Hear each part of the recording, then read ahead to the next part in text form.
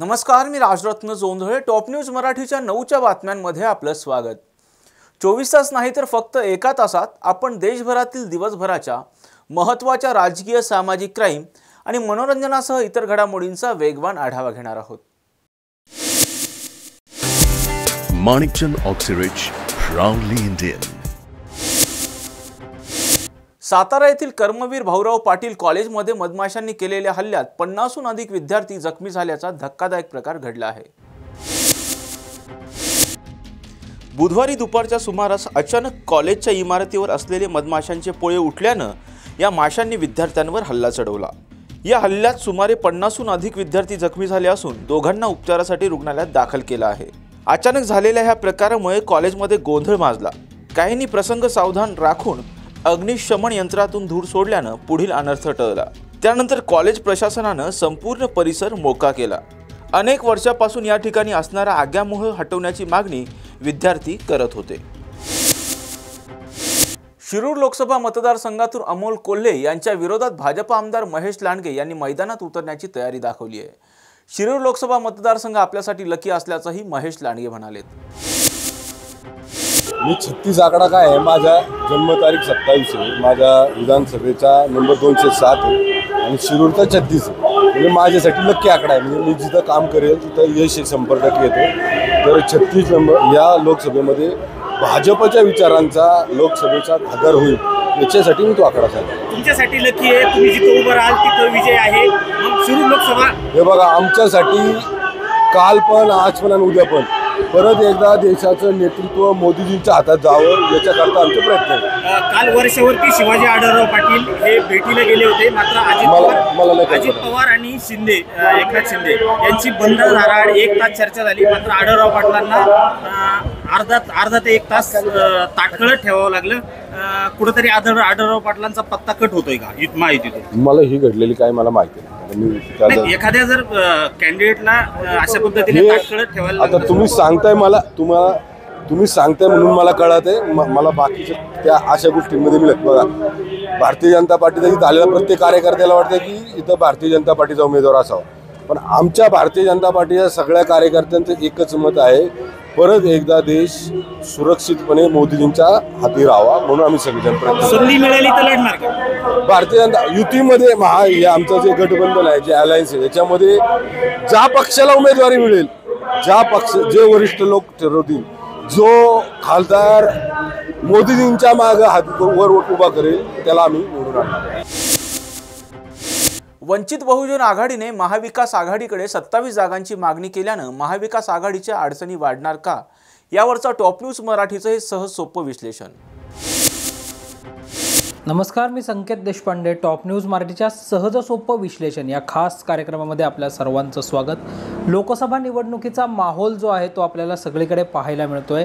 महाविकास आघाडी असेल किंवा महायुती असेल, आपापल्या पद्धतीने आपापल्या परीने तयारी करताना आपल्याला पाहायला मिळत आहेत. काल महाविकास आघाडीची बैठक जी आहे ती ट्रायडंट हॉटेल मुंबई या ठिकाणी संपन्न झाली. ही बैठक संपन्न होत असताना या बैठकीला महाविकास आघाडी म्हणून आपल्याला काय रणनीती करायची आहे, कोणत्या जागा वाटप करून घ्यायच्या आहेत, याबाबतची चर्चा जी आहे ती चर्चा झाली. अंतिम शिक्कामोर्तब जे आहे ते येत्या 2 ते 3 दिवसात होईल असं देखील सांगितलं जात आहे. मात्र या सगळ्यामध्ये काल जर आपण पाहिलं तर या सगळ्या बैठकीच्या निशाण्यावर कुठेतरी आपल्याला वंचित बहुजन आघाडी राहिल्याचं पाहायला मिळालं. कारण वंचित बहुजन आघाडीने महाविकास आघाडीकडे तब्बल 4 मागण्या ज्या आहेत त्या प्रामुख्याने केल्याचं पाहायला मिळालं. 27 जागांची यादी जी आहे महाविकास आघाडीकडे वंचित बहुजन आघाडीने सोपवल्याची माहिती देखील आहे, ज्यामध्ये जर युती झाली नसती तर वंचित बहुजन आघाडीनं या 27 जागा ज्या आहेत त्या लढवण्याचा मनोदय ठेवला होता. त्या जर जागा आपण पाहिल्या तर प्रामुख्याने अमरावतीची जागा आहे, अकोल्याची जागा आहे, नागपूरची जागा आहे, भंडारा गोंदियाची जागा आहे, चंद्रपूर, हिंगोली, उस्मानाबाद, यासोबतच जर आपण पाहिलं तर औरंगाबाद अर्थात छत्रपती संभाजीनगर, बीड, सोलापूर, सांगली, म्हाडा, रावेर, दिंडोरी, शिर्डी, दक्षिण मुंबई, उत्तर मुंबई, उत्तर मध्य मुंबई, उत्तर पूर्व मुंबई, रामटेक, सातारा, नाशिक, मावळ, धुळे, रावेर, नांदेड, बुलढाणा आणि वर्धा या ज्या 27 जागा होत्या, या 27 जागा लढण्यासाठी वंचित बहुजन आघाडीची युती झाली नसती तर आम्ही तयारी केली आहे अशी यादी जी आहे ती देखील वंचित बहुजन आघाडीने काल महाविकास आघाडीच्या बैठकीमध्ये सुपूर्द केल्याची माहिती मिळते। यासोबतच जर आपण पाहिलं तर मनोज जरांगे पाटील यांना जालन्यातून उमेदवारी द्यावी लोकसभेची, डॉक्टर अभिजित वैद्य यांना पुणे लोकसभेची उमेदवारी जी आहे ती दिली जावी, यासाठी वंचित आपल्याला तयारी करताना पाहायला मिळत आहे। जर आपण 2019ची निवडणूक पाहिली तर वंचित बहुजन आघाडीची MIM बरोबर युती होती, त्यावेळी 47 जागा ज्या आहेत त्या वंचित बहुजन आघाडीने लढवल्या होत्या आणि औरंगाबाद अर्थात आत्ताच्या छत्रपती संभाजीनगरचे जे खासदार आहेत इम्तियाज जलील हे त्या ठिकाणी निवडून देखील आल्याचं आपल्याला पाहायला मिळालं होतं वंचित MIM एकत्र असताना। त्यावेळी 7% इतकी मतांची टक्केवारी जी आहे ती आपल्याला पाहायला मिळाली होती। भारिपचं वंचित बहुजन आघाडी असं नामांतर झाल्यानंतर 2019ची निवडणूक जी आहे ती वंचित बहुजन आघाडीने पहिल्यांदा लढवली होती। पहिल्याच निवडणुकीमध्ये 7% इतकी मतांची टक्केवारी जी आहे ती वंचित बहुजन आघाडीची राहिल्याचं देखील आपल्याला पाहायला मिळालं होतं। आता या निवडणुकीमध्ये जर आपण पाहिलं तर 2019ची निवडणुकीला अवघे काही दिवस राहिलेले आहेत आणि याच पार्श्वभूमीवर वंचितने अगदी 1 ते 1.5 वर्षापासून तयारीला सुरू केल्याचं आपल्याला पाहायला मिळतंय। ठिकठिकाणी प्रकाश आंबेडकर यांच्या सभा ज्या आहेत त्या सभा देखील होत आहेत। नुकतीच परभणीला एक सभा संपन्न झाली, त्यानंतर सत्ता परिवर्तन महासभा जी आहे ती पुण्यामध्ये देखील संपन्न झाली। ही सभा संपन्न होत असताना खरं तर आता आपल्याला सत्तेत सहभागी व्हायचं आहे आणि राष्ट्रीय स्वयंसेवक संघ आणि RSSला जे आहे RSSचे विचार जे राष्ट्रीय स्वयंसेवक संघ आणि भारतीय जनता पक्षाचे विचार जे आहेत ते विचार आपल्याला पराभूत करायचे आहेत। देश कुठेतरी हुकुमशाहीकडे जातोय अशी टीका करत जे आहे ते प्रकाश आंबेडकर आपल्याला मैदानात उतरलेले पाहायला मिळत आहेत, मैदानात सज्ज झाल्याचं आपल्याला पाहायला मिळतंय। यासोबतच जर आपण पाहिलं तर 15 OBC उमेदवार जे आहेत ते महाविकास आघाडीच्या यादीमध्ये असावेत अशी मागणी देखील वंचित बहुजन आघाडीने केलेली आहे।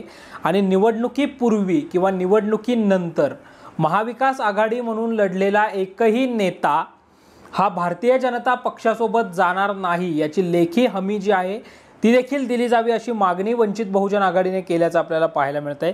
एकंदरीत या सगळ्यामध्ये जर आपण पाहिलं तर वंचित बहुजन आघाडी ही सध्या आपल्याला केंद्रस्थानी आल्याचं पाहायला मिळतं राज्याच्या राजकारणाच्या कारण पुण्यामध्ये बोलताना याला दुसरा एक धागा आहे की पुण्यामध्ये बोलताना प्रकाश आंबेडकर यांनी असं सांगितलं होतं की जर OBC आणि मुस्लिम एकत्र आले तर 48च्या 48 जागा आम्ही जिंकू, म्हणजे वंचित एकला चलोरेच्याही भूमिकेत आहे का असं देखील पाहायला मिळतंय। कालच्या यादी वाटपानंतर वंचित अशी एक चर्चा आली होती की 27 जागांची मागणीच वंचितने केली, मात्र 27 जागांची मागणी न करता 27 जागांची इच्छा जी आहे ती वंचितने व्यक्त केलेली आहे।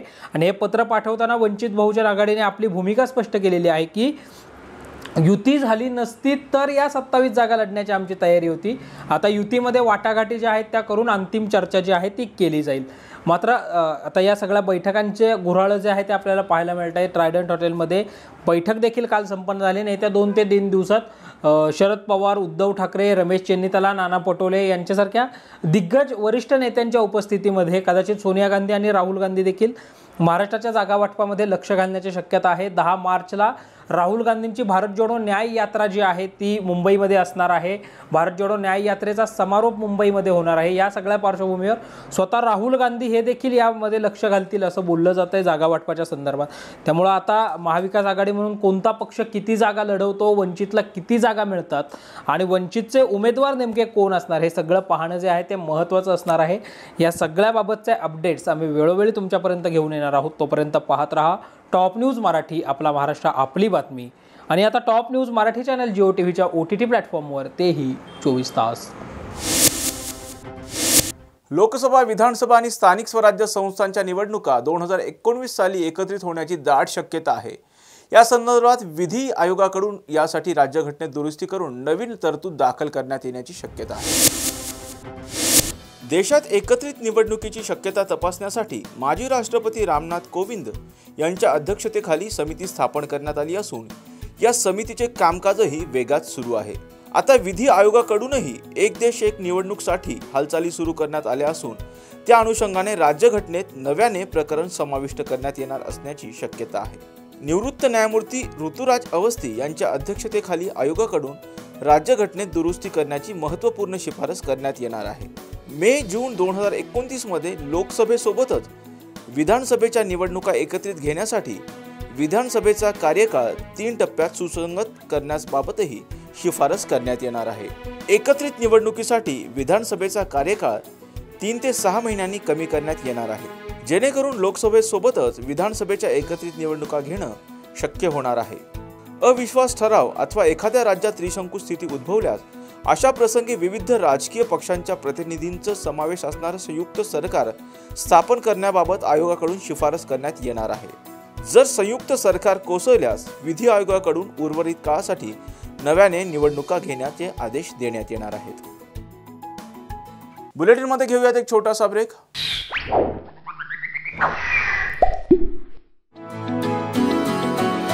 किमिन्स रेसिडेन्शियल हायस्कूल पाचगणी प्रवेश सुरू। मुलींसाठी ज्युनियर केजी ते इयत्ता 10वी आणि मुलांसाठी ज्युनियर केजी ते इयत्ता 4थी।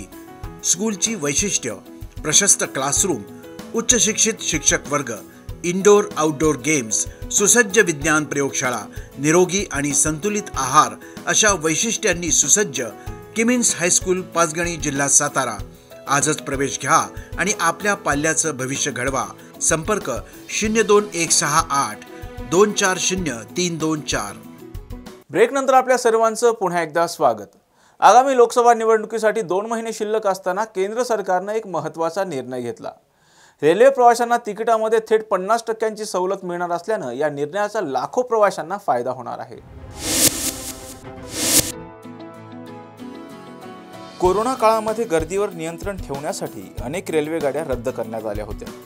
त्यानंतर लॉकडाऊनचा कालावधी पूर्ण झाल्यानंतर रेल्वे विभागाच्या वतीनं पॅसेंजर रेल्वे गाड्यांची विभागणी करत त्यांच्या तिकिटाची रक्कम एक्सप्रेस ट्रेनसोबत जोडण्यात आली होती। थोडक्यात तर प्रवाशांना पॅसेंजर रेल्वेसाठीही एक्सप्रेसचं तिकीट भाडं भरावं लागत होतं। दररोज प्रवास करणाऱ्यांना याचा मोठा तोटा सहन करावा लागत होता। अखेर रेल्वेनं प्रवाशांना दिलासा देत अतिशय महत्त्वाचा निर्णय घेतलाय। पॅसेंजर रेल्वेसाठी आता सेकंड क्लासचा तिकीट दर लागू करण्यात आले असून रेल्वेच्या तिकीट आरक्षण प्रणालीमध्येही बदल करण्यात आले। सर्व लांब पल्ल्याच्या तिकिटांमध्ये 50% कपात करण्यात आली आहे।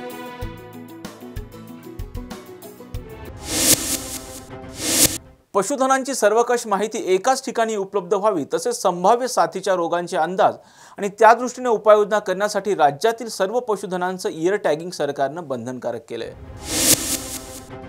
इयर टॅगिंग केल्याची नोंदणी भारत पशुधन प्रणालीवर करण्याचा आदेश राज्य सरकारनं दिला असून त्यासाठी 31 मार्च अंतिम मुदत दिली आहे। 1 जून नंतर इयर टॅगिंग नसल्यास पशुधनांची खरेदी विक्री करता येणार नसल्यानं शासनानं आदेशात स्पष्ट केलंय। केंद्र सरकारच्या पशुसंवर्धन विभागाद्वारे नॅशनल डिजिटल लाईव्हस्टॉक मिशन अंतर्गत भारत पशुधन प्रणाली कार्यान्वित करण्यात आली आहे। पाहूयात इयर टॅगिंग प्रणालीमध्ये नेमकं काय आहे ग्राफिक्सच्या माध्यमातून। इयर टॅगिंग प्रणालीमध्ये काय आहे? इयर टॅगिंग करून 12 अंकी बारकोड नंबर देण्यात येणार। भारत पशुधन प्रणालीमध्ये सर्वकष नोंदी घेण्यात येणार आहेत। जन्म मृत्यूची नोंदणी, प्रतिबंधात्मक लसीकरण व औषधोपचार, वंध्यत्व उपचार, मालकी हक्क हस्तांतरांचा समावेश या प्रणालीमध्ये असणार आहे। पशुधनांवरील उपचारांसाठी देण्यात येणाऱ्या औषधांचा समावेश या प्रणालीमध्ये असणार आहे। सांसर्गिक रोगांना प्रतिबंध व नियंत्रणासाठी इयर टॅगिंग बंधनकारक असणार आहे। इयर टॅगिंग प्रणाली का महत्त्वाची आहे पाहूयात ग्राफिक्सच्या माध्यमातून। इयर टॅगिंग प्रणाली महत्त्वाची का आहे? नैसर्गिक आपत्ती, विजेचा धक्का तसेच वन्य पशूंच्या हल्ल्यामुळे मृत्युमुखी पडलेल्या पशुधनास इयर टॅगिंग केलेली नसल्यास नुकसान भरपाईची रक्कम मिळणार नाही। इयर टॅगिंग नसलेल्या पशुधनांची बाजार समित्या, आठवडी बाजार व गावागावांमधील खरेदी विक्री करण्यास मनाई आहे। ग्रामपंचायतींमध्ये विक्री किंवा परिवर्तनाचा दाखला देताना पशुधनांची इयर टॅगिंग झाल्याशिवाय दाखला मिळणार नाही। त्याचबरोबर त्या दाखल्यावर इयर टॅगचा क्रमांक नमूद करावा लागणार आहे। इयर टॅगिंग नसेल तर 1 एप्रिल नंतर बाहेरच्या राज्यातून महाराष्ट्रात पशुधनाची वाहतूक करता येणार नाही। साताऱ्यातील कारगिल येथे सैन्य दलात कार्यरत असणारे फौजी जवान पंकज शिंदे यांचा मुलगा विराज पंकज शिंदे या 14 वर्षाचा युवक गुवाहाटी येथे एअरफोर्स स्पोर्ट्स कंट्रोल बोर्डच्या कार्यालयाबाहेर अन्याय झाला म्हणून उपोषणाला बसला आहे। 14 वर्षाच्या साताऱ्यातील विराज शिंदेचा निवड चाचणीमध्ये प्रथम क्रमांक येऊनही त्याची निवड केली नसल्याचा आरोप विराजने केलाय। या निवड चाचणीमध्ये जो स्पर्धक निवड चाचणीत उपलब्ध नव्हता त्यांना निवड चाचणीही दिली नाही अशा विद्यार्थ्यांना सिलेक्ट केलं आहे त्यामुळे जोपर्यंत मला न्याय मिळत नाही तोपर्यंत आपण इथून हटणार नाही असा पवित्रा विराजने घेतलाय। इतकेच नव्हे तर एअरफोर्स स्पोर्ट्सच्या कार्यालयाबाहेर विराज उपोषण करतोय। नीरज पंकज शिंदे, मैं महाराष्ट्र सातारा से आया हूँ, आसाम गुवाहाटी में इंडियन एयरफोर्स की भर्ती के लिए। भर्ती का एज लिमिट था 11 अप्रैल 2009 से 2013 और मैं 14/11/2009 में मैं इस भर्ती में एज में बैठ रहा था, इसलिए मैं आया। और 62 बच्चे आए थे, 62 में से डॉक्यूमेंट्स में ही बाकी के बच्चे निकल गए और सिर्फ 31 बच्चों को अंदर लिया गया। और डॉक्यूमेंट्स में सब क्लियर था मेरा, स्टेट के 2 बार गोल्ड और एक सिल्वर और वेस्ट जोन चैम्पियनशिप में गोल्ड। और वो सब डॉक्यूमेंट क्लियर होने के बाद 31 बच्चों को दूसरे ग्राउंड पे कल लिया गया और फिर हमारे डिप्स, पुशअप्स और स्टमक हुए, उनमें मेरा फर्स्ट रैंक की था। मैं सब में अच्छा किया मैंने सबसे, और मार्क्स थे उसमें मैं आउट ऑफ मार्क्स मुझे मिल गए। और वो होने के बाद शाम को हमारी फ़ाइट ली गई। फ़ाइट में मेरे वेट में 51 से 55 वेट में मेरे साथ 2 बंदे थे, उन दोनों को हरा के मैं सिलेक्ट हो गया। 7 जनों को उन्होंने सिलेक्ट किया, 7 लोगों को, 7 बच्चों को। और आज फिर से सुबह उन्होंने उन 7 बच्चों के एक दूसरे के साथ फ़ाइट करवा दी और उसमें भी मेरा नंबर आया। फ़ाइट होने के बाद वो मेरे पास आए और उन्होंने आधार कार्ड मांगा सबको। और आधार कार्ड मांगने के बाद वो बोले कि मुझको बोले कि आपका सिलेक्शन नहीं हो सकता क्योंकि हमारे पास पहले से ही एक बंदा था। तो उनके पास पहले से एक बंदा था तो मुझे इस एयरफोर्स के अंदर क्यों लिया? उनके पास पहले से ही एक बंदा था तो मुझे क्यों लिया इसमें 51 से 58। वो बोले कि हमारे पास एशियन चैम्पियन है, आप नहीं आ सकते। सब होने के बाद आप ऐसा बोल रहे हैं तो वो ठीक नहीं है। मुझे रीज़न चाहिए कि ऐसा मुझे क्यों अंदर नहीं लिया गया, ऐसा क्यों एशियन चैम्पियन और मुझे अंदर नहीं लिया गया। बोले कि हमारे पास पहले से ही है। और मेरे पापा इंडियन आर्मी कारगिल बॉर्डर पे है और मैं वो वहाँ है, इसलिए मैं अपने अंकल को लेके यहाँ आया था। 40,000 हमारे फ़्लाइट का खर्च फिर्च हुआ। और आज दूसरा दिन है, कल मेडिकल टेस्ट वगैरह है, पर उन्होंने मुझे आउट कर दिया है। पर मुझे रीज़न चाहिए कि मुझे किस वजह से आउट किया गया है। जब तक मुझे रीज़न नहीं पता चलेगा तब तक मैं यही बैठा रहूँगा, मैं कहीं नहीं जाऊँगा। मुझे रीज़न चाहिए। जय हिंद। बुलेटिनमध्ये घेऊयात एक छोटासा ब्रेक।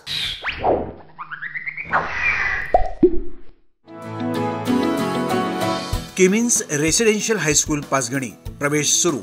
मुलींसाठी ज्युनियर KG ते इयत्ता 10वी आणि मुलांसाठी ज्युनियर KG ते इयत्ता 4थी। स्कूलची वैशिष्ट्य: प्रशस्त क्लासरूम, उच्च शिक्षित शिक्षक वर्ग, इंडोर आउटडोर गेम्स, सुसज्ज विज्ञान प्रयोगशाळा, निरोगी आणि संतुलित आहार अशा वैशिष्ट्यांनी सुसज्ज किमिन्स हायस्कूल पाचगणी, जिल्हा सातारा। आजच प्रवेश घ्या आणि आपल्या पाल्याचं भविष्य घडवा। संपर्क 02168 240 324। राज्यात पुन्हा एकदा पाऊस बरसणार असल्याचा अंदाज भारतीय हवामान विभागाने व्यक्त केलाय। एक पश्चिमी विक्षोभ इराणवरून उत्तर भारताच्या दिशेने पुढे सरकत आहे। एक द्रोणिका रेषा उत्तर केरळ ते कोकणवर आहे। अँटीसायक्लॉन अथवा प्रतिचक्रीवाताच्या प्रभावामुळे बंगालच्या उपसागरावरून साऊथ ईस्टर्ली अथवा साऊथ ईस्टर्ली वाऱ्यांमुळे राज्यात आर्द्रता वाढण्याची शक्यता आहे। यामुळे आज संध्याकाळपासून पुढील 3 ते 4 दिवस राज्यात पावसाची शक्यता आहे। कोकण आणि गोव्यामध्ये ठाणे, रायगड येथे आज अति हलक्या पावसाची, तर मध्य महाराष्ट्रात 29 फेब्रुवारी ते 2 मार्चपर्यंत धुळे, नंदुरबार, जळगाव, नाशिक, पुणे, अहमदनगर, सातारा, सांगली व सोलापूर जिल्ह्यात मेघगर्जना, विजांच्या कडकडाटासह हलक्या पावसाची शक्यता आहे। मराठवाड्यात आजपासून पुढील 3 दिवस पावसाचा अंदाज आहे व औरंगाबाद, जालना व परभणी येथे मेघगर्जना, विजांच्या कडकडाट व सोसाट्याच्या वाऱ्यासह पावसाची शक्यता आहे। औरंगाबाद येथे 2 आणि 3 तारखेला गारपीट होण्याची संभावना आहे। विदर्भात 1 आणि 2 तारखेला तुरळक ठिकाणी मेघगर्जना, विजांच्या कडकडाट व सोसाट्याच्या वाऱ्यासहित पावसाची शक्यता आहे। अकोला, अमरावती व बुलढाणा येथे 2 मार्चला गारपीट होण्याचीही शक्यता आहे। या काळात किमान तापमानात लक्षणीय घट होण्याची शक्यता आहे।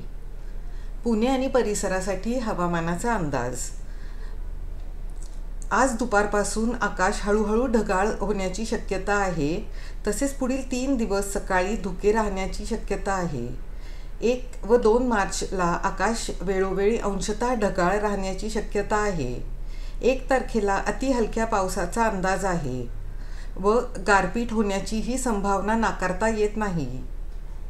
3 मार्च नंतर किमान तापमानात 4 डिग्री सेल्सिअसपर्यंत घट तर कमाल तापमानात 1.5 डिग्री सेल्सिअसपर्यंत घट अपेक्षित आहे. मनोज जरांगे पाटील यांनी छत्रपती संभाजीनगरमध्ये पत्रकार परिषद घेत मराठा आंदोलनाबाबत मोठं भाष्य केलंय. पाहुयात मनोज जरांगे पाटील नेमकं काय म्हणाले. जी मागणी ते तोच मंडप पूर्ण करणार. त्यामुळे सरकारला विशेष करून गृहमंत्र्यांना सांगणे, असले चाळे तुम्ही बंद करा. कुठं मंडप काढून फेकल काय, तिथं काय खुणं पडलेलं नाही आहेत, तिथं काय दहशतवाद्याची केंद्र नाही आहेत, तिथं संचारबंदी लावायला तिथं काय कापाकापी झालेली नाही, तिथं शांततेत आमरण उपोषण साखळी उपोषण सुरू आहे सध्या. आता तुम्ही गावावर चाललेली दडपशाही त्या गावकऱ्यांवरची बंद करा लवकर. आणि मराठा समाजाने काही चलबेचल व्हायचं नाही, शांत चित्तानं बघा किती दिवस यांची मजा करता येते. आणि आता तुम्हाला चौथा मुद्दा मराठा समाजाला सांगतोय की आपण आजपासून करोडो मराठ्यांनी ईमेल करायला सुरुवात करायची. राष्ट्रपती, पंतप्रधान, महाराष्ट्राचे राज्यपाल आणि मुख्यमंत्र्यांना आंतरवालीसह महाराष्ट्रातील मराठा समाजावर सुरू असलेली दडपशाही सरकारकडून थांबवा आणि सगळ्या सोयऱ्यांची अंमलबजावणी करा. हे सगळ्यांनी ईमेल करोडोच्या संख्येने करायला सुरुवात करायची आजपासूनच. फेसबुकवरती आपल्या त्यांचे जे ईमेलच्या माध्यमातून तुम्हाला जसं जाता येईल सरकारच्या वेबसाईटवर त्या पद्धतीनं आपण सगळ्यांनी जावं, हे काम सुरू करा. कारण आपण शांततेत करायचं सगळं काय. आता 5वा मुद्दा सांगतोय की मी हटत नाही. त्यांचं म्हणणं आहे 10% आरक्षण घ्यावं, नसता याला गुतवायचं.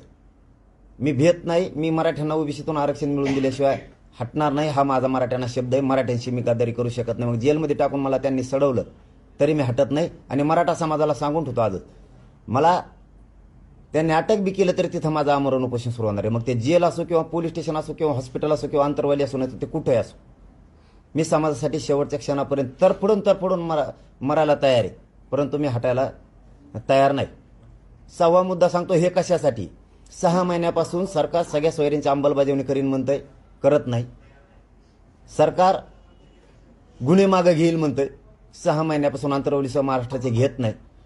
गॅजेट घेऊन म्हणतं हैदराबादचं घेत नाही, बॉम्बे गव्हर्नमेंटचं घेत नाही, सातारा संस्थांचं घेत नाही.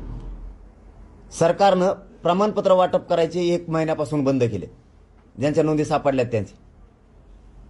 सरकार जाणून बुजून हायकोर्टाची तारीख आपल्याला 3 मार्च असताना अलीकडे घेतली गृहमंत्र्यानं, तिथं आपल्याशी दगाफटका केला.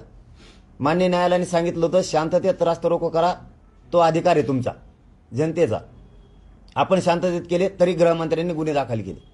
हे जाणून बुजून आपल्यावर अन्याय आहे. आणि सगळ्यात महत्त्वाचा अन्याय म्हणजे त्यांचं म्हणणं याने 10% आरक्षण स्वीकारावं. ते 10% आरक्षण ज्या विद्यार्थ्यांना घ्यायचं त्यांनी घ्यावं, आमची जोर जबरदस्ती नाही. परंतु मराठ्यांची मागणी, राज्यातल्या मराठ्यांची मागणी ओबीसीतून आरक्षण, आणि ते घेतल्याशिवाय मी हटणार नाही. मायबाप मराठ्यांना माझं एवढंच सांगणं आहे, मी हटत नाही. चलबिचल करण्याची गरज नाही. कोणी फ्रेश राहा, सगळेजण शांत राहा, मजा बघा. किती दिवस सरकार मराठ्यावर दडपशाही करतंय. आपण वेळेवर ठरवूयात आंदोलन काय करायचं, पण शांततेत. आणि मराठा समाजाला आता शेवटचं सांगणं आहे, इतक्या मोठ्या प्रमाणात दडपशाही सुरू आहे की ती या इंग्रजांना सुद्धा कधी केली नसत. असं गृहमंत्र्यांचा इतका भयानक जातीयवाद सुरू आहे सध्या, जातीय द्वेष मराठ्यांविषयी. ते बंदूक त्यांच्या फेसबुक, त्या इंस्टाग्रामला टाकणं, ते दाखवणं, ते खुन्नस मराठ्यांविषयी दाखवणं. याचबरोबर आता 7वा मुद्दा सांगतोय, हे झालं त्यांचं. मी भांडलो मायबापा कोणासाठी, मराठ्यांसाठी. मग त्याच्यात श्रीमंत मराठा असो, राजकारणी मराठा असो, नोकरदार मराठा असो, व्यावसायिक मराठा असो, शेतकरी मराठा असो, कष्टकरी मराठा असो, गोरगरीब 6 कोटी मराठ्यांसाठी मी भांडतोय. मी बोललोय नेत्याला, राग आलाय मराठ्याच्या नेत्याला. का आला? आमच्या नेत्याला कमवून बोलला. तुझा नेता आहे का जात आहे? तुला नेत्याने जवळ कम केलंय माहिती आहे का? या गोरगरीब मराठ्याने तुला मतदान केले, तू आमदार मंत्री झाला, म्हणून त्यांनी जवळ केले तुला. आज सगळ्यांची जबाबदारी, सगळ्या आमदारांची. तुम्ही उलट त्यांना म्हणायला पाहिजे होतो, अधिसूचना तुम्ही काढली ना, तुमच्या नेत्याला म्हणायला पाहिजे होतं राग येण्याऐवजी तुम्हाला जातीकडून बोलायला पाहिजे, तुम्हाला नेत्याचा राग यायला पाहिजे होता सगळ्या मराठ्याच्या आमदारांना आणि मंत्र्यांना, की तुम्ही अधिसूचना काढली ती द्या, मग ते कसं काय एडवून करतात बघू. मग मी सुद्धा कानाला धरला असतं की माझी चूक आहे, गुन्हे मागं घेऊ म्हणले होते, तुम्ही मागं घ्या, मग तो कसं काय एडवून करतो बघू. मी तुमच्या पुढं कानं धरले असते. धोका दिलाय तुमच्या नेत्यानं म्हणून त्याला बोललोय. आणि तुम्हाला त्याचा राग येण्याऐवजी तुम्हाला जातीकडून होऊन तुम्हाला त्याचा राग यायला पाहिजे होता, तू कर. उलट करताय तुमच्या स्वार्थासाठी गोरगरिबांचे मराठ्यांचे पोरं मारायला निघालात तुम्ही. माझी मराठा समाजाला विनंती, एकजूट फुटून देऊ नका. तुमच्या लेकराच्या पदरात आरक्षण टाकल्याशिवाय मी हटत नाही, मग मरण पत्करत. आणि मी स्वाभिमानानं यांनी जे षडयंत्र असलं ना त्याच्यात जाऊन मरायला तयार, पण मी हटायला तयार नाही मराठ्यांना. यांनी जर मला अटक केलं आणि यांनी सगळ्या स्वारींनी जर अंमलबजावणी केली नाही तर आंदोलन करायचं पण शांततेत. कुठंच राज्यात अशांतता आपल्याला पसरू द्यायची नाही, ही माझं पहिल्या दिवसापासूनचं म्हणणं आहे. पण एकजुटीत एवढी ताकद आहे आणि शांततेत तुम्ही लाखानं करोडोनी एकत्र आले ते सरकारला द्यावंच लागणार. हे 7-8 दिवस 5-6 दिवस काय करतात आपण जरा शांत चित्ताने बघू. ही मराठ्यांना विनंती करण्यासाठी मी आज सुरुवातीला बोललोय. मी शेवटचं एवढंच सांगतो, एक 7-8 दिवस शांत बघा हे काय करतात. सायलेंट राहा महाराष्ट्रातले करोडो मराठी. फक्त आमर साखळी उपोषण आणि धरणे आंदोलन चालून द्या आणि शांत बघा कोणचा आमदार, कोणचा मंत्री, गृहमंत्री काय करतोय, काय षडयंत्र करतोय, आंतरवालीवर काय धडपण आणायला लागलेत, कशामुळे आणायला लागलेत. शांत माइंड ठेवा. आपण आपल्या शेतात, आपण आपल्या व्यवसायात मराठ्यांना मिळून द्यायची वेळ आली की किती जण विरोधात चाललेत. तुम्ही शांत चित्ताने एकदा बघितलं, एक 5-7 दिवस 7-8 दिवस शांततेने घ्या जरा.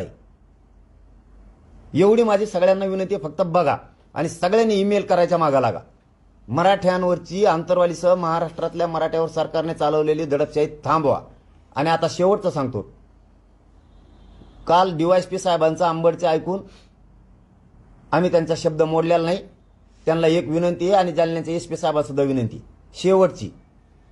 गृहमंत्री जाणून बुजून करतोय, तुम्ही ती ऐकून अशांतता पसरू देऊ नका. तुम्ही मंडप काढण्याच्या भानगडीत पडू नका. ते शांततेत आंदोलन आहे. आंतरवालीच्या लोकांना अटक करायचं आजपासून बंद करा. शेवटचं सांगणं आहे माझं आज आता.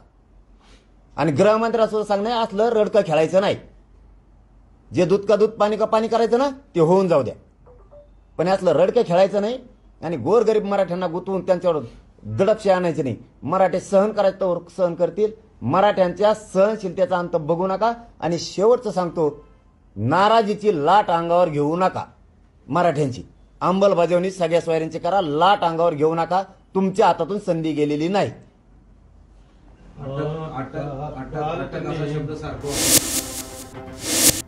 कर्जत जामखेड MIDCचा मुद्दा पुन्हा एकदा ऐरणीवर आला असून आमदार रोहित पवार यांनी याबाबतीत मोठं भाष्य केलंय.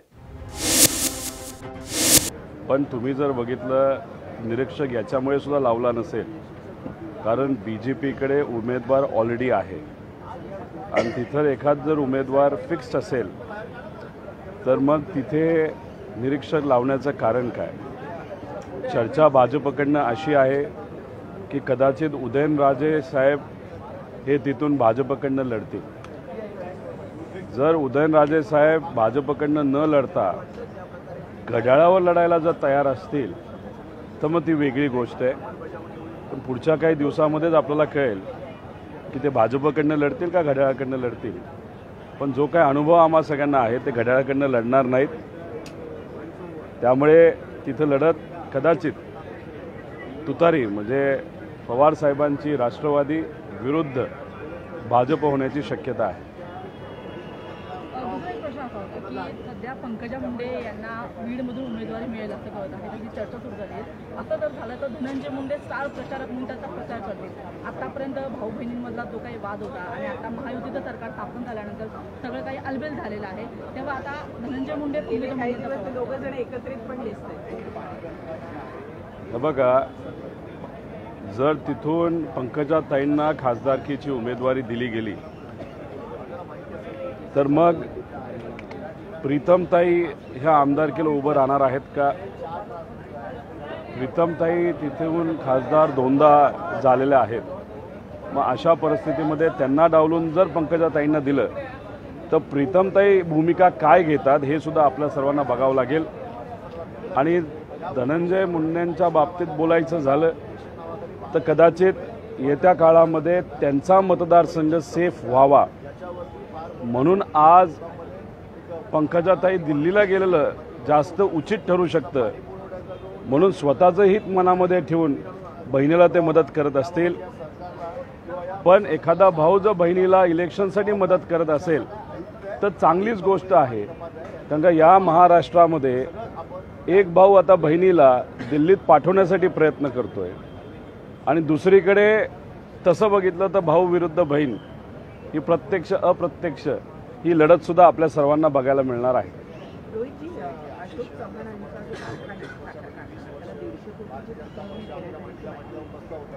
आता ते BJPकडे गेलेले आहेत, तेवढी तर मदत करतीलच. प्रवेश होण्यापूर्वी काय काय चर्चा झाली, काय काय टर्म्स अँड कंडिशन्स होत्या ते आपल्याला हळूहळू कळतील. एक राज्यसभा असू शकते, त्यानंतर दुसरी तुम्ही म्हणता तसं कारखाना असू शकते, अजून बरंच काय आहे. त्यामुळे भाजपकडे गेल्यानंतर बरंच काय होऊ शकतं हे कुठंतरी आपल्या सर्वांना हळूहळू आता बघायला मिळेल. बुलडोझर जे आहे त्यांचं मध्यंतरी एक व्हिडिओ व्हायरल झालेला होता. सलीम खानच्या 10 वर्ष जुना तो व्हिडिओ करत होता. त्या प्रकरणामध्ये त्यांच्यावर आता गुन्हा दाखल करण्यात आला. सुधाकर बनसोडे नाशिकचे शिवसेनेचे जिल्हा हे बघा, 10 वर्षापूर्वीचा तुम्ही व्हिडिओ घ्या, 5 वर्षाच्या पूर्वीचा व्हिडिओ घ्या, नाहीतर 20 वर्षाच्या पूर्वीचा व्हिडिओ घ्या. त्या व्हिडिओमुळे शेतकऱ्याच्या अडचणी सुटणार नाहीत, युवांना हाताला काम मिळणार नाही. त्यामुळे हे जे सरकार आहे BJPचं जुनं फक्त काही गोष्टी आणतायत, मीडियाचं आणि लोकांचं लक्ष त्याच्यावर आणण्याचा ते प्रयत्न करत आहेत.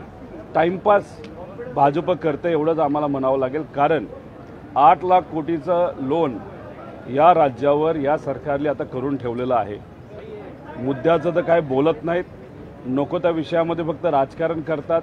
त्यामुळे त्या व्हिडिओचा आणि महाराष्ट्राच्या जनतेचा काही रिलेशन आहे हे आता आपल्याला बघावं लागेल. पण नुसतं लक्ष दुसरीकडे घेऊन जाण्याचा प्रयत्न भाजप करते एवढंच इथं मी सांगेल. काँग्रेसमध्ये पक्षातील तुम्ही दुसरे संजय राऊत होत आहे अशी टीका नितीश राणेंनी केली, कारण सतत तुम्ही माध्यमांना सामोरे जात आहे आणि तुमच्या पांढऱ्या केसावरती पण त्यांनी टीका केलेली आहे, डोक्यावरच्या पांढऱ्या केसावरती पण टीका केलेली आहे आणि ते म्हणतात की तुमच्या पक्षातले तुम्ही संजय राऊत झालेला. असं कोण म्हणले? नितेश राणे म्हणले. काय नितेश राणे ज्या पद्धतीचं भाषण करतात त्यांची स्पर्धा ही माझ्याबरोबर होऊच शकत नाही, कारण का ते अभ्यास करून भाषण करण्याचा प्रयत्न कधीच करत नाही. आपल्या नेत्याला खुश करण्यासाठी, मंत्रिपद मिळवण्यासाठी ते जेवढं राजकारणाला खालच्या लेवलला घेऊन जाता येईल तेवढं प्रामाणिक नितेश राणे हे प्रयत्न करतात. जो व्यक्ती दुसऱ्यांच्या आई बहिणीवर बोलतो, जो व्यक्ती कुठेतरी खालच्या पातळीवर जाऊन बोलतो, त्याच्याबद्दल मी जर बोललो तर मी सुद्धा त्याच्याच लेवलला जाऊ शकतो. त्यामुळे मी त्याच्यावर बोलणं टाळत आहे, मला त्या बाबतीत काही बोलायचं नाही. रोहित जी, एक सवाल हिंदी में है, लगातार महाविकास आघाड़ी की बैठक हो रही है, सीटों के बंटवारे पर भी कुछ कंफर्मेशन नहीं है, लेकिन वंचित बहुजन आघाड़ी ने मांग की है कि मनोज जरांगे पाटिल को एक जालना से जो है उम्मीदवार के तौर पर लड़ाया जाए. कहीं ना कहीं बीजेपी की इस बात को भी बल देता है, जिसमें लगातार आरोप लगाते हैं कि मनोज जरांगे पाटिल की राजनीतिक महत्वाकांक्षा है और यही वजह है कि महाविकास आघाड़ी की बैठक में उनके नाम पर चर्चा हुई. नहीं, उस बैठक में क्या चर्चा हुई मुझे तो मालूम नहीं, और मुझे ये भी मालूम नहीं कि वंचित ने ऑफिशियली जो आप बता रहे वैसा स्टेटमेंट किया. लेटर भी अगर उन्होंने वैसा स्टेटमेंट किया होगा तो वो देखना पड़ेगा. अगर उन्होंने उस लेटर के बारे में, क्योंकि बहुत सारे लेटर ऐसे ही आ जाते हैं, ट्विटर हैंडल पे है, तो मुझे मालूम नहीं. उस बैठक में मैं तो नहीं था. अभी प्रकाश अंबेडकर साहब बहुत बड़े नेता हैं, तो मेरा यही कहना होगा कि महाविकास आघाड़ी में वो खुद पार्टी करके आके संविधान और लोकशाही बचाने के लिए प्रयास करें. रोहित जी, अगर उन्होंने जो अंबेडकर ने लेटर दिया है, अगर शिवसेना ठाकरे गटाचे खासदार संजय राऊत यांनी आज पत्रकार परिषद घेत महाविकास आघाडीच्या जागा वाटपाबाबत मोठं भाष्य केलंय. पाहूयात संजय राऊत नेमकं काय म्हणाले. म्हणजे ज्यात शिवसेना, काँग्रेस, राष्ट्रवादी काँग्रेस, वंचित बहुजन आघाडी, शेतकरी कामगार पक्ष, डावे पक्ष अशांची जी वंचित बहुजन आघाडी आहे, महाविकास आघाडी आहे, त्यात वंचित बहुजन आघाडी एक महत्त्वाचा घटक पक्ष आहे. आणि काल आम्ही सांगितल्याप्रमाणे काल 48 जागांचं वर चर्चा पूर्ण झाली. साधारण आराखडा ठरला की कोण कुठे लढू शकेल आणि कोणत्याही जागेवर मतभेद नाहीत. वंचित बहुजन आघाडीचे नेते जे प्रकाश आंबेडकर साहेबांनी ज्यांना चर्चेसाठी अधिकार दिलेले आहेत, असे काही प्रमुख लोक गेल्या काही बैठकींमध्ये हजर आहेत. ते परवाही होते बैठकीत, कालही होते. काल त्यांच्याकडनं एक प्रस्ताव आलेला आहे. तुम्ही जे म्हणताय 27 जागा त्यांना लढायच्या आहेत, असं नाही. 27 जागांवर त्यांनी निवडणुकीची तयारी गेल्या काही महिन्यापासून सुरू केलेली आहे. प्रत्येक पक्ष करतो. आता आम्ही 48 जागांवर केली होती. काँग्रेस 48 जागांवर तयारी सुरू करते. राष्ट्रवादी काँग्रेसने तयारी सुरू केली अनेक जागांवर. तसा प्रत्येक पक्षाने आघाडीला प्रत्येक मतदारसंघामध्ये तयारी करता येते. तर वंचित बहुजन आघाडीनं त्यांनी 27 ज्या जागा आहेत प्रमुख महाराष्ट्रातल्या, त्या संदर्भातली त्यांची स्थिती ही काल दिली. आता त्याच्यावरती आम्ही काल चर्चा केली आणि त्यानुसार काही निर्णय झालेले आहेत. आणि वंचित बहुजन आघाडी हा जो पक्ष आहे हा अत्यंत प्रभावीपणे या देशातल्या हुकुमशाही विरुद्ध उभा ठाकलेला आहे. खास करून महाराष्ट्रात देशामध्ये संविधानासंदर्भात जी मोडतोड सुरू आहे, संविधान टिकवायचंच नाही या देशामध्ये, नवीन संविधान निर्माण करायचे डॉक्टर आंबेडकरांच्या संविधानाला फाटा देऊन, त्या संदर्भात प्रकाश आंबेडकर यांच्या भूमिका आपण सगळेच पाहतो आहोत. आणि महाविकास आघाडीची तीच भूमिका असल्यामुळे आम्ही सगळे एकत्र या देशातल्या संविधानाच्या रक्षणासाठी, लोकशाही रक्षणासाठी, शेतकरी कष्टकऱ्यांच्या न्याय हक्कासाठी एकत्र येऊन महाराष्ट्रातल्या 48 जागांवर आम्ही लढू, हा आमचा निर्णय पक्का आहे. काल मोदी आले होते शेतकऱ्यांसंदर्भात, काल पंतप्रधानांची सभा यवतमाळला पार पडली. त्यावेळेला त्यांनी असं म्हटलं की सत्वाचं सरकार होतं तेव्हा महाराष्ट्रातले नेते कृषी मंत्री होते. खोटं बोलतात ते. प्रधानमंत्र्यांनी खरं म्हणजे खोटं बोलू नये. प्रधानमंत्र्यांनी आपले आधीचे वक्तव्य आठवायला पाहिजे. प्रधानमंत्र्यांचे आधीचे वक्तव्य असे आहेत की शरद पवार हे या देशातले उत्तम कृषी मंत्री होते. UPA सरकारमध्ये जेव्हा नरेंद्र मोदी यांच्या संदर्भात एक वेगळी भूमिका घेतली होती असहकार्याची गुजरातच्या मुख्यमंत्र्यांबरोबर, तेव्हा कृषी मंत्री शरद पवार हेच नरेंद्र मोदींना गुजरातच्या कृषी सहकार या सगळ्या संदर्भात आवर्जून मदत करत होते. राजकारणापलीकडे जाऊन हे नरेंद्र मोदी यांनी वारंवार जाहीर सांगितलेलं आहे. आता एखाद्या गावात येऊन जर निवडणुकीच्या संदर्भात त्यांना काही खोटं बोलायचं असेल तर ते खोटं बोलू शकतात. जसं UPA सरकारमध्ये जेव्हा नरेंद्र मोदी यांच्या संदर्भात एक वेगळी भूमिका घेतली होती असहकार्याची गुजरातच्या मुख्यमंत्र्यांबरोबर, तेव्हा कृषी मंत्री शरद पवार हेच नरेंद्र मोदींना गुजरातच्या कृषी सहकार या सगळ्या संदर्भात आवर्जून मदत करत होते. राजकारणापलीकडे जाऊन हे नरेंद्र मोदी यांनी वारंवार जाहीर सांगितलेलं आहे. आता एखाद्या गावात येऊन जर निवडणुकीच्या संदर्भात त्यांना काही खोटं बोलायचं असेल तर ते खोटं बोलू शकतात. जसं मोदी यांनी सांगितलं होतं की शरद पवार यांचा हात धरून मी राजकारणात आलो. शरद पवार माझे राजकीय गुरु आहेत. ही मोदींची वक्तव्य आहेत.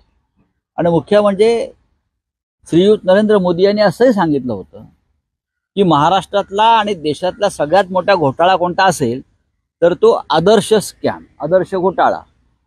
त्यात आदर्श घोटाळ्याच्या सूत्रधाराला त्यांनी आपल्या पक्षात घेऊन राज्यसभा दिली. मोदी यांनी असंही सांगितलं होतं की सिंचन घोटाळा जो झालाय महाराष्ट्रात 70,000 कोटीचा, तो भ्रष्टाचार करणाऱ्यांना आम्ही सोडणार नाही. पण त्या सिंचन घोटाळ्याचे सूत्रधार अजित पवार यांनी त्यांना आपल्या पक्षात घेऊन उपमुख्यमंत्री केलं. त्याच्यामुळे देशाच्या प्रधानमंत्र्यावर त्यांच्या वक्तव्यावर विश्वास ठेवावा अशी मानसिकता या महाराष्ट्रात आणि देशात नाही. ते खोटं बोलतात.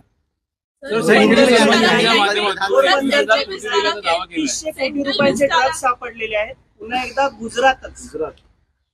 गुजरात हे विकासाच्या मार्गावर पुढे आहे आणि गुजरातचा विकास झाला तर देशाचा विकास होईल असं प्रधानमंत्री मोदी वारंवार सांगत असतात. म्हणजे इतर राज्य त्यांच्या तुलनेत महत्वाची नाहीत.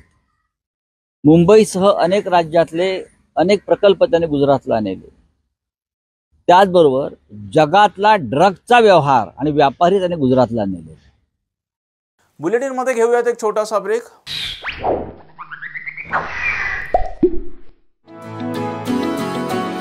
किमिन्स रेसिडेन्शियल हायस्कूल पाचगणी प्रवेश सुरू. मुलींसाठी ज्युनियर KG ते इयत्ता 10वी आणि मुलांसाठी ज्युनियर KG ते इयत्ता 4थी. स्कूलची वैशिष्ट्य: प्रशस्त क्लासरूम, उच्च शिक्षित शिक्षक वर्ग, इंडोर आउटडोर गेम्स, सुसज्ज विज्ञान प्रयोगशाळा, निरोगी आणि संतुलित आहार अशा वैशिष्ट्यांनी सुसज्ज किमिन्स हायस्कूल पाचगणी, जिल्हा सातारा. आजच प्रवेश घ्या आणि आपल्या पाल्याचं भविष्य घडवा. संपर्क 02168 240 324. ब्रेक नंतर आपल्या सर्वांचं पुन्हा एकदा स्वागत. माजी पर्यावरण मंत्री आदित्य ठाकरे यांनी आज पत्रकार परिषद घेत शिंदे सरकारवर जोरदार निशाणा साधलाय. पाहुयात आदित्य ठाकरे नेमकं काय म्हणाले. पण एका बाजूला हे होत असताना दुसऱ्या बाजूला आनंदाची गोष्ट हीच आहे, आनंदाची बातमी हीच आहे की आपण पाहतोय, आजच मी बातमी वाचली की पेंग्विन्स जे आपल्या मुंबई महानगरपालिकेच्या झू मध्ये, ते पेंग्विन्स आता गुजरातचं झू मागत आहे, मला वाटतं गोरखपूरचं झू मागत आहे, ओडिशाचं झू मागत आहे. की अशा चांगल्या गोष्टी आपण इतर राज्यांना पाठवत असतो. ह्याच्यावरनं टीका खूप झाली, कार्टून्स खूप बनवले जातात. आज खरोखर अभिमान वाटतो, कारण आपल्या राज्यातले पेंग्विन्स आपल्या सरकारपेक्षा थोडं जास्ती काम करत आहेत. अजून एक गोष्ट म्हणजे आपण पाहत असाल, कोस्टल रोड हे पूर्णपणे उद्धव बाळासाहेब ठाकरे ह्या व्यक्तींनी बनवलेला रस्ता आहे. त्यांनी एन्व्हिजन केला होता. आता पूर्ण होत आल्यानंतर घाईघाईनी उद्घाटन करायचं या खोके सरकारचा प्रयत्न. श्रेय घेणार, मोठे होर्डिंग लावणार, बॅनर लावणार, प्रत्येक बातमी न्यूजपेपरमध्ये आपण पाहत असाल ॲडव्हर्टाईज छापणार. पण हे सगळं होत असताना अजूनही, हे पुन्हा पुन्हा मी सांगतोय, अजूनही पुण्यामधलं रुबी हॉल क्लिनिक ते रामवाडी ही मेट्रो लाईन 3 महिने तयार आहे, उद्घाटन झालेलं नाही आहे. पुण्यामध्ये जी टर्मिनल 2ची बिल्डिंग आहे एअरपोर्टला, साधारणपणे 6 महिने झाले तयार आहे, पण उद्घाटनाला वेळ मिळाली नाही आहे. आपण पाहिलं असेल मुंबईच्या आपल्या वेस्टर्न एक्सप्रेस हायवेवर डोमेस्टिक एअरपोर्टच्या जवळ एक जो उड्डाणपूल आहे पूर्णपणे तयार आहे, पण या खोके सरकारला वेळ मिळाली नाही आहे. असंच आपण पाहिलं असेल, आपलं जे नवी मुंबईचं एअरपोर्ट आहे, श्री दिबा पाटील यांचं नाव देण्याचा आपण प्रस्ताव 2 वर्षापूर्वी पाठवला होता, अजूनही केंद्र सरकारने मान्य केलेला नाही. आपलं छत्रपती संभाजीनगरमध्ये जे विमानतळ आहे त्याचं नाव देखील आपण छत्रपती संभाजी महाराज हे दिलेलं आहे. 4 वर्षापूर्वी हा प्रस्ताव केंद्र सरकारला पाठवलेला आहे. अनेक लोकांनी, आमच्या आमदारांनी असेल, काही खासदारांनी असेल, पाठपुरावा केलेला आहे, पण अजूनही हे नाव देण्याचं केंद्र सरकारला मन झालेलं नाही, कारण हा द्वेष केंद्र सरकारचा महाराष्ट्राबद्दल हा लक्षात येत आहे. पण हे सगळं होत असताना आपलं दिसत असेल की आज काही जिल्ह्यांमध्ये अवकाळी पाऊस झालेला आहे. गेल्या 2 वर्षात अशा अनेक घटना झालेल्या आहेत जिथे शेतकऱ्यांनी मदत मागितलेली आहे, आश्वासनं दिली जातात, घोषणाही होते, पण मदत 1 रुपयाची पोचत नाही. दुर्दैव हेच आहे, आज जे घटनाबाह्य सरकार बसलेलं आहे ते महाराष्ट्राच्या हिताचं नाही आहे, हे आज स्पष्ट झालेलं आहे. उद्घाटन झालं, परंतु त्यामधल्या त्रुटी देखील आता समोर येत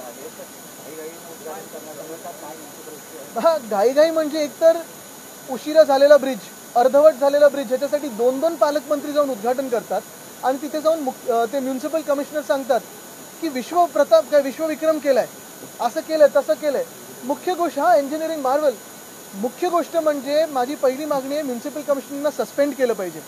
जे रेल्वेचे पण अधिकारी आहेत त्यांना पण सस्पेंड केलं पाहिजे आणि चौकशी लागली पाहिजे. कारण डिलाय रोडचा ब्रिज असो किंवा हे गोखले ब्रिज असो, दोन्ही ठिकाणी आपण पाहतोय रेल्वेने तर दिरंगाई केलीच आहे, पण म्युन्सिपल कमिशनर देखील याला एवढेच जबाबदार आहेत आणि त्याच्या पुढे जाऊन सांगायचं इंजिनिअरिंग मार्वल आहे. आज आपण पाहतोय खरं तर इलेक्शन कमिशनने, निवडणूक आयोगाने त्यांच्या बदलीचे डिरेक्टिव्ह देऊन देखील हे सरकार म्युन्सिपल कमिशनरला बदलत नाही आहे. नक्की काय चालू आहे? काय तिथे बोली लावली जाते का? कारण माझ्या तरी कानावर आलंय की अनेक मंत्री तिथे बोली लावतात की कोण जास्ती काय आता कामं करतात आणि त्याच्यातून ती बदली होणार आहे. पण माझ्या असं ऐकण्यात येतं की हे जे सध्याचे म्युन्सिपल कमिशनर आहेत त्यांना एक तर दिल्लीमध्ये पोस्टिंगवर जायचं आहे किंवा त्यांना CMOमध्ये जाऊन मग जून जुलैच्या आसपास CS बनायचं. पण असं गोखले ब्रिजसारखं काम करून हे खरोखर देशाची किती काळजी घेऊ शकतील हा एक विचार करणं गरजेचं आहे. म्हणूनच निवडणूक आयुक्त बदलले गेलेत का? कारण निवडणूक आयुक्तांनी मागणी केलेली. मला वाटतं जे नवीन निवडणूक आयुक्त आहेत त्यांच्याकडून अपेक्षा आहे, कारण आपण पाहिलं असेल गेले 1 वर्ष जे केंद्रीय निवडणूक आयुक्तालय आहे इलेक्शन कमिशन निर्वाचन सदन ते इलेक्शन कमिशन असल्यापेक्षा एंटायरली कॉम्प्रोमाइज दिसलं आपल्याला. मग आमच्या बाबतीत असो राष्ट्रवादी काँग्रेसच्या बाबतीत असो आता एवढी तरी कॉम्प्रोमाइज करू नये त्यांनी की म्युन्सिपल कमिशनरच बदलणार नाही. मला वाटतं दुर्दैवी आहे आणि खरोखर त्या रस्त्यावर असेल किंवा समृद्धी असेल किंवा मुंबई पुणे एक्सप्रेस असेल खरोखर जे काही सजेशन किंवा सूचना येतात स्पीड कंट्रोलसाठी असेल किंवा सेफ्टीसाठी असेल ते लावले जातात ते तिथे. गोखले ब्रिज से आप कैसे देखते हो? एक डिफरेंस दिखाई दिया है गोखले ब्रिज जो बना है और बर्फी वाला ब्रिज पे इंजीनियरिंग गैप है इसको बोल सकते हैं या BMC का रिस्पॉन्सिबिलिटी है? BMC उसमें रेलवे को रिस्पॉन्सिबिलिटी है? मुझे लगता है कि म्युनिसिपल कमिश्नर को पहले तो सस्पेंड किया जाना चाहिए, रेलवेज की अथॉरिटी जो है उनको भी सस्पेंड किया जाना चाहिए और इंक्वायरी होनी चाहिए. लेकिन दुर्दैव यही है, दुर्भाग्यपूर्ण बात यही है कि अगर आपने देखा होगा तो जो म्युनिसिपल कमिश्नर इसको इंजीनियरिंग मार्वल कह रहे हैं. ये क्या वो लीनिंग टावर ऑफ पीसा बना रहे थे कि इसको इंजीनियरिंग मार्वल कह रहे हैं? अगर बर्फी वाला फ्लाईओवर और जो गोखले पुल है उसके बीच में 6 फीट का अंतर हो तो कुछ ना कुछ गड़बड़ है, ये लोगों को भी पता चल रहा है. एक तो ये ब्रिज लेट बनाया तो उसके बाद आधा अधूरा बनाया, दो जब पालक मंत्री जाते हैं और उसका अनावरण करते हैं तो ऐसी बात करना मुझे लगता है ये तो बदतमीजी हुई और इसलिए उनको सस्पेंड करना जरूरी है.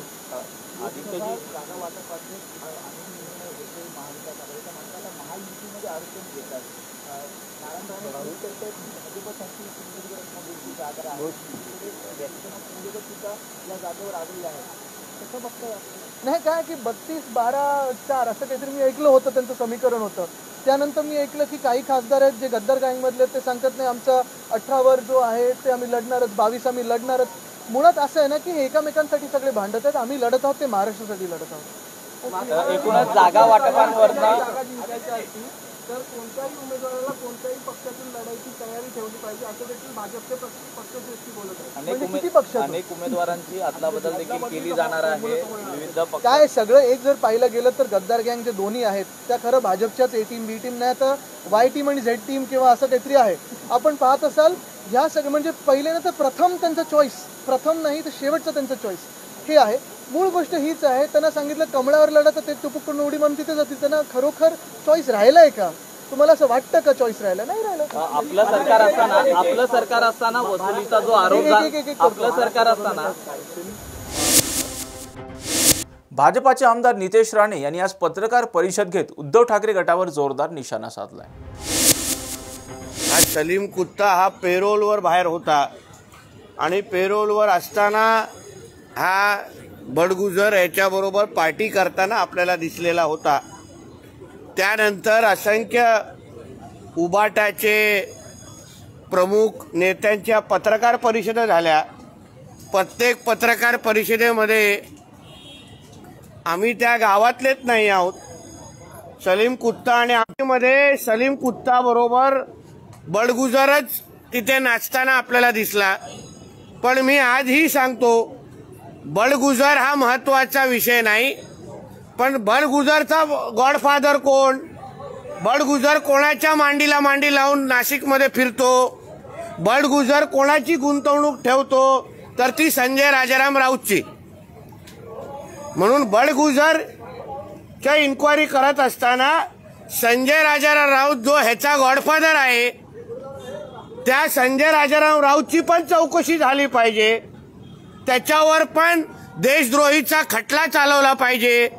कारण का 93च्या बॉम्ब ब्लास्टमध्ये ज्या दाऊदचा हात होता त्या दाऊदचा जवळचा हस्तक हा सलीम कुत्त्याबरोबर अगर ह्यांचे संबंध आता सिद्ध झालेले आहेत, कारण का FIR झालेला आहे, ह्याचं सरळ स्पष्ट होत आहे की हा संजय राजाराम राऊत हा देशद्रोही आहे. त्याला पण पोलिसांनी त्याची पण चौकशी करायला पाहिजे. सकाळी उठून मोठा आमच्या देशाचे पंतप्रधान आदरणीय मोदी साहेब खोटं बोलतात असा कोण बोलतो? हा संजय राजाराम राऊत. ज्याच्या जवळचा माणूस सलीम कुत्ता बरोबर दाऊदच्या लोकांबरोबर पार्ट्या करतो, आमच्याकडे ही माहिती कानावर तेव्हा आलेली की या सलीम कुत्ताला पेरोलचा वेळ वाढवण्यासाठी, जास्त दिवस देण्यासाठी संजय राऊतचे पण फोन गेलेले तिकडे, त्याची पण चौकशी पोलिसांनी करावी अशी मी मागणी करतो. म्हणजे एका बाजूला या देशद्रोहींबरोबर संबंध ठेवायचे, अतिरेक्यांबरोबर संबंध ठेवायचे, आणि दुसऱ्या बाजूला आमच्या देशाचे पंतप्रधानांना खोटं बोलतात असं म्हणायचं. संजय राजाराम राऊत सारख्या तीनपाट लायकी नसलेल्या लोकांनी देशाच्या आदरणीय पंतप्रधानांवर यापुढे बोलू नये, कारण का तुझा कॅरेक्टर ढिला आहे. तुझ्या कॅरेक्टर सर्टिफिकेटवर प्रश्नचिन्ह निर्माण झालेलं आहे. म्हणून पहिला बडगुजरला राहून दे बाजूला. तुझा आणि सलीम कुत्ताचा म्हणजे संजय राजाराम राऊतचा आणि सलीम कुत्ताचे काय संबंध होते ह्याची चौकशी पोलिसांनी करावी अशी मागणी मी करेन. सर, भाग बाजार येथील इमारतीमध्ये जे घुसखोर राहतात, तुम्ही 2 दिवसापूर्वी मुद्दा उपस्थित केला होता, जिल्ह्यामध्ये स्वतः गेला होता, आता त्यांना मागे काढण्याचा निर्णय पालिका घेत आहे. पालिका उपायुक्त आदेश कालच माझ्याकडे त्या पद्धतीची जी बैठक झाली महापालिकेमध्ये, ज्याच्यामध्ये म्हाडाचे अधिकारी पण होते, ज्याच्यामध्ये पोलीस खात्यातले पण अधिकारी होते, त्यांनी पण मला माहिती दिलेली आहे की ह्या संबंधित आम्ही बैठक घेतलेली आहे.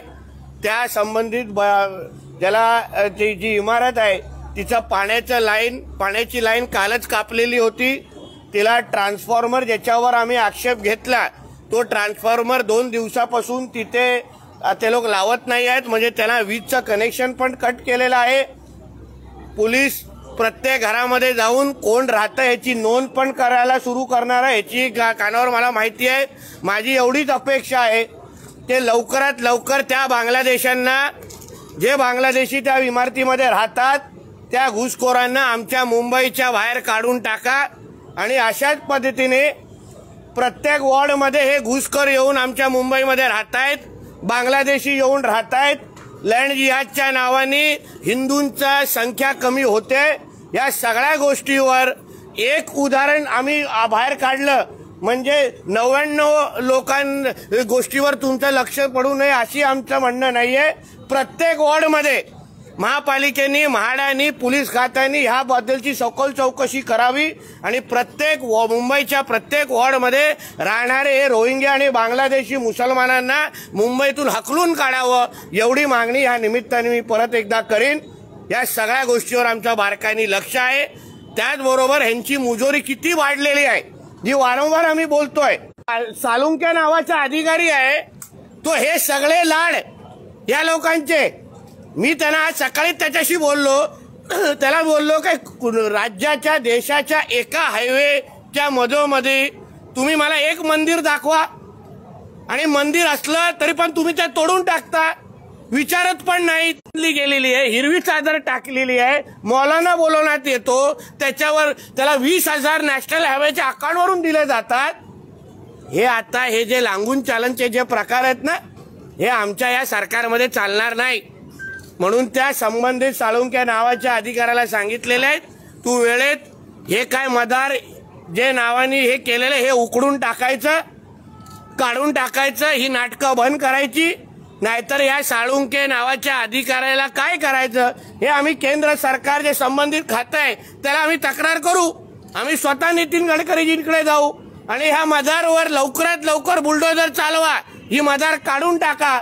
नाहीतर ह्याच्याच बाजूला आम्ही बजरंगबलीचं मंदिर उभं करण्यासाठी आम्ही तिथे सगळं सामान पाठवतो. ही मदार हटली नाही तर त्याच्या बाजूला बजरंगबलीची मूर्ती आम्ही बसवणार, मंदिर बसवणार. मग तिथे जशी मदार असेल तिथे बजरंगबलीची पण मूर्ती आणि मंदिर उभे राहणार. सर, उदय सामंत यांनी रत्नागिरी सिंधुदुर्ग लोकसभा जागेवरती दावा केलेला आहे.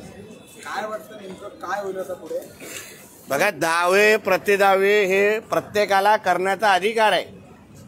प्रत्येकाला वाटतं आपल्या लोकसभा सीटवर माझी ताकद आहे आणि मी जिंकू शकतो. पण शेवटी पक्षश्रेष्ठी जो निर्णय घेतील महायुती म्हणून ते आम्हाला सगळ्यांना मान्य आहे ना. आम्हाला शेवटी तो खासदार निवडून आणायचा आहे. विनायक राऊत नावाचा जो शाप आमच्या त्या मतदारसंघाला लागलेला आहे तो आम्हाला ह्यावेळी पुसून काढायचा आहे. म्हणजे कुठलाही महायुतीचा उमेदवार येऊन दे, जो पण आमच्या पक्षश्रेष्ठीने येऊन दे, आमचा एवढं एकच हेतू आहे की रत्नागिरी सिंधुदुर्गाचा खासदार हा महायुतीचाच निवडून आणायचा. म्हणून दावे प्रतिदावे करत राहू, दोन्ही बाजूनी बोलत राहू. शेवटी जेव्हा उमेदवार एकत्र येईल तेव्हा हातात हात टाकून काम करू. नॅशनल हायवे हा गडकरी यांच्या आजच्या 9च्या बातम्यांमध्ये इथेच थांबण्याची वेळ झाली. पाहत राहा टॉप न्यूज मराठी, आपला महाराष्ट्र, आपली बातमी.